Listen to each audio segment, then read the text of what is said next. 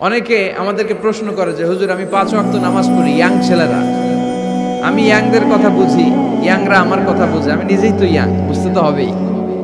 তো অনেকে আমাকে প্রশ্ন করে যে হুজুর আপনাদের আলোচনাগুলো শুনে আমার জীবনের মোড় পরিবর্তন হয়েছে, কিন্তু এই পর্নোগ্রাফির করাল গ্রাস থেকে আমি নিজেকে বাঁচাতে পারছি না। আমি নামাজও পড়ি, আবার অশ্লীল ভিডিও দেখি। আমি সকালে তওবা করে বিকেলে দেখি, বিকেলে তওবা করে সকালে দেখি। এরকম সমস্যা আমার অনেক যুবক ভাইদের আছে না নাই? তোমাদের যাদের এই সমস্যা তাদের মোবাইলের ওয়েলকামিং নোটে তুমি লিখে রাখবে আল্লাহ ইজ ওয়াচিং মি, মানে আল্লাহ আমায় দেখছেন। তুমি যেই ল্যাপটপ ইউজ করো ওই ল্যাপটপের এক পাশে টাইপ করে তুমি লিখে রাখবে আল্লাহ সুবহানাহু ওয়া তাআলা ইজ ওয়াচিং মি, তিনি আমায় দেখছেন, তিনি আমাকে প্রত্যক্ষ করছেন।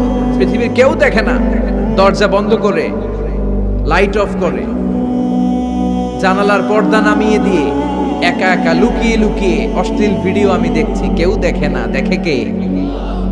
এজন্য আল্লাহর ভয়টা মুমিনের অন্তরে সব সময় থাকা চাই।